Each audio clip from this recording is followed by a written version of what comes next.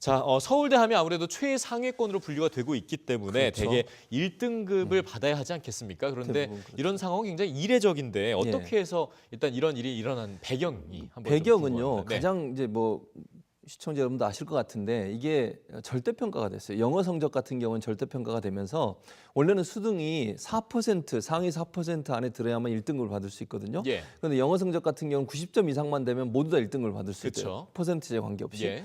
그러다 보니까 변별력이 좀 떨어지잖아요. 예. 거기에다가 대학들이 어떻게 또 이걸 적용을 했냐면 영어 성적 같은 경우는 등급 간의 격차를 줄였어요. 예컨대 서울대 같은 경우에 네. 1등급과 2등급 사이의 점수 격차가 0.5점이에요. 네. 그러니까 1등급과 9등급까지 있거든요. 예. 1등급에서 9등급까지 차이가 결국 4점밖에 안 나는 거예요. 그렇죠. 근데 일반적으로 다른 과목들 같은 경우에는 보통 1등급과 2등급 사이에 5점 차이가 난다거나 2등급에 3등급 뭐 7점 차이가 난다. 그러면 학교마다 차이가 있긴 합니다만 예. 등급별로 차이가 좀 많이 띄어지거든요. 그러면 성적 1등급이 된 친구와 2등급을 받은 친구는 이제 격차가 심하기 때문에 서울대 합격하기 어렵죠. 그러니까 대부분 서울대 예전에는 합격한 수준을 보면 1등급 전부 거의 모든 과목이 1등급을 받아야만 합격할 수 있었는데 네. 이번엔 영어에 4등급을 받은 학생이 서울대에 최초 합격이 된 거예요. 예. 근데 이게 올해뿐만 아니라 작년에도 그랬거든요. 근데 이게 바로 영어 절대평가, 그다음에 학교마다 영어 성적의 등급 간 격차를 줄이면서 이런 문제가 발생했다. 뭐 예를 들면 고려대 같은 경우도 사실은 요거보다 약간 차이가 나긴 하지만 1등과 2등급 차이를 2점 이 정도 줬어요. 그러니까 이 점수 차이로는 변별력이 없게 된 거죠. 반대로 연세대 같은 경우에는 이걸 점수차를 좀 늘려놨거든요. 예를 들면 1등급을 100점을 주고 예. 2등급 같은 경우는 95점을 주고 3등급 같은 경우는 87.5점을 줬어요. 그러니까 변별력이 더 커질 수밖에 없잖아요. 그러다 보니까 2등급 이하의 합격률이 아주 줄어들었어요. 그러니까 예. 5%에 불과했는데 고려대 같은 경우에는 점수가 별로 안 나다 보니까 2등급 이하의 최초 합격자 수가 80% 이상이에요. 이런 차이가 난 것이 결국은 영어에 대한 변별력, 영어 점수에 대한 변별력, 등급의 변별력이 낮아지면서 예. 낮은 등급을 받고도 4등급을 받고도 서울대 합격하는 그런 지금 현상이 일어나고 있는 것이죠. 예. 결국은 이제 수능 영어 비중을 줄였기 때문에 이런 그렇죠. 현상이 나타나는 건데 예, 맞습니다. 뭐 영어 실력 하향 평준화까지 우려를 해야 되는 거 아니냐 이런 얘기가 나오죠. 그런 문제가 있을 예. 수 있어요. 왜냐하면 이러다 보니까 학생들이 영어 공부 별로 안 하는 거예요. 영어에 쏟는 시간보다 차라리 국영수, 그러니까 국어, 수학 네. 또는 다른 뭐 예를 들면 탐구 영역 이런 부분에 더 공부를 많이 하는 거죠. 왜냐하면 거기에 변별력이 크기 때문에 영어 점수에 좀 떨어지더라도 다른 과목에서 점수를 올리면 훨씬 합격할 수 있는 확률이 높아지는 거잖아요. 예. 변별력이 커지니까. 그렇죠. 그러다 보니까 학생들이 영어 공부하는 시간을 줄이고 학교에서도 영어 공부에 대한 부분을 좀 줄이려는 의도가 보여지는 그런 일들도 일어나고 있고요. 네. 또 하나 우려되는 건 뭐냐면 이제 그 대학들이 공대 같은 경우 원서를 그러니까 영어로 된 원서를 가지고 공부하는 경우도 그쵸. 많아요. 그런데 영어 실력이 떨어진 학생들이 혹시 원서로 공부하는데 어려움이 있지 않을까 하는 우려들도 있어요. 그러니까 대학 입학한 다음에 원서로 공부를 하게 되면 그 원서를 가지고 공부하는데 영어 실력이 떨어지면 원서를 이해 못하는 일도 일어나지 않겠습니까? 네. 또 대부분 대학들이 이제 영어로 수업을 하는 과목들이 많이 개설이 돼 있는데 그런 과목들을 수강하는데도 문제가 있지 않을까 하는 우려들이 생기고 있는 것이죠. 네. 그러니까 결국은 이제 뭐 국가가 굉장히 많은 돈을 영어에 그동안 투자해 오지 않았습니까? 그랬었죠. 맞습니다. 그런데 이제 뭐 수능 반영 비중을 결국 낮추는 게 아니라 사회적으로 이후에 들 비용들 예. 이런 것까지 좀 고민을 해보면 예. 이것만은 좀 대책이 아니다라는 목소리에 좀 힘을 실어볼 수도 있을 것 그렇습니다. 같긴 해요. 그런 가능성이 있다고 예. 보여집니다. 자, 다음 이슈를 좀 살펴보도록 하겠습니다. 예. 역시 또 굉장히 안타까운 사건이죠. 그러니까요. 전북 지역에서 초중고 학생 20여 명이 떠났던 어학연수 과정에서 인솔 교사가 이제 학생들에게 뭐 폭행을 넘어서 이제 성추행까지 맞습니다. 했다.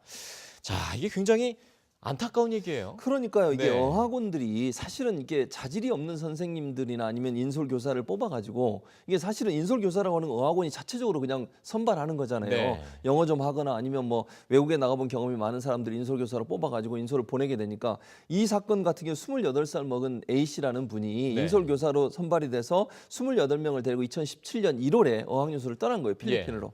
근데 가가지고 아이들이 쓰레기 함부로 버린다 또는 뭐 자기 모자를 깔고 앉았다 이런 이유로 폭행과 폭언을 했다는 거 아니겠습니까? 예. 심지어는 이게 9살, 10살 아동들도 있었거든요. 그런데 모 학생의 성기를 만지면서 뭐 적다, 크다 이런 얘기까지 했다는 거예요. 그러니까 이 학생이 받았을 그 수치심이라고 하는 것은 상상을 초월하는 문제 아니겠어요? 그렇죠. 이런 성추행까지 했고 그다음에 이제 그러고 나서 이게 문제가 돼가지고 법원에 검찰이나 법원에 신고를 해가지고 재판을 받게 됐어요. 근데 1년 6개월 동안 여러 가지 주장을 내세우면서 예를 들면 훈계를 하기 위해서 했다 이런 해명을 내놓으면서 재판을 연기시켜가지고 네. 그 어린 학생들이 2차 피해를 당할 정도로 계속 법원에 출석해서 검찰 조사도 받고 법원에 가서 진술도 하고 이런 어려움을 겪게 된 거죠. 네. 그러니까 학생들을 괴롭혔고 11명 모두가 법정에 출석해서 진술하고 증언할 수밖에 없는 상황을 만든 것도 문제라고 보여지고요. 그래서 법원에서 아주 이거는 죄질이 나쁘다 해서 실형을 2년 6개월을 선고하고 법정 구속을 했어요. 예. 그건 저는 잘했다고 봐요, 법원에서. 예. 이런 행동을 한 사람들을 그냥 이렇게 내버려 두면 안 되고 어린 학생들한테 얼마나 큰 상처를 줬습니까? 그리고 이 어학원, 저는 이제 어학원에게 700만 원 벌금만 선고를 했거든요. 저는 좀 약하다고 생각해요. 어학원들이 이런 식으로 하니까 싼 돈 주고도 쓸 수 있는 인솔교사들, 자질도 없는 사람들을 뽑아가지고 인솔교사로 보내니까 이런 문제가 발생하는 거잖아요. 그래서 좀 더 어학원들이 제대로 윤리적으로 도덕적으로 올바른 행동을 할 수 있도록 좀 엄벌에 처하는 게 필요한데 네. 이번에는 700만 원 벌금만 뭐 물리고 끝나서 좀 안타까운 부분이 있긴 합니다. 예, 2차 피해는 정말 화가 날 정도네요. 그럼요. 예.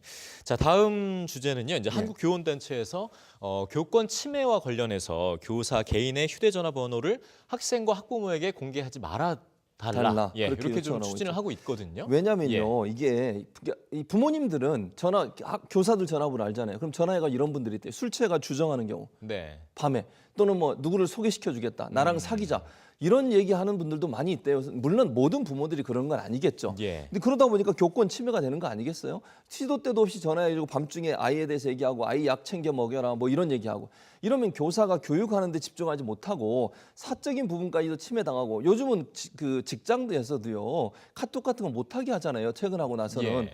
근데 선생님들한테 이렇게 밤늦게 전화해가지고 이런 말도 안 되는 누구 소개시켜주겠다는 등 술 주정을 한다는 이런 행동이 있다 보니까 교권 침해가 심각하다고 판단해서 교원 단체에서 네. 이거 좀 금지해달라 요청을 한 거고, 근데 일부 학부형들은 맞벌이로 바쁘니까 아이들에서 얘기하고 이럴 수 있는 시간이 결국은 저녁밖에 없으니까 교사들의 개인 전화번호를 꼭 알아야 되겠다 이렇게 주장하는 주장도 있어요. 그러나 예. 저는 개인적으로 교사도 개인 사생활이 있고 또 개인 전화번호를 굳이 알 필요 없잖아요. 학교에 그렇죠. 연락해서 할 수 있고 다른 방법으로 뭐 이메일이나 다른 방법으로 충분히 커뮤니케이션이 가능하기 때문에 저는 교사들의 교권을 침해하거나 사생활을 침해할 수 있는 이런 요소들은 좀 제한하기 위해서 개인적인 전화번호를 알려주는 것은 제한했으면 좋겠다는 생각은 듭니다. 실제로 그런 교사의 응답이 80% 가까운 맞습니다. 걸 보면 조사에서 반드시 좀 그렇습니다. 필요할 것 같습니다. 예. 말씀 잘 예, 들었습니다. 감사합니다. 네.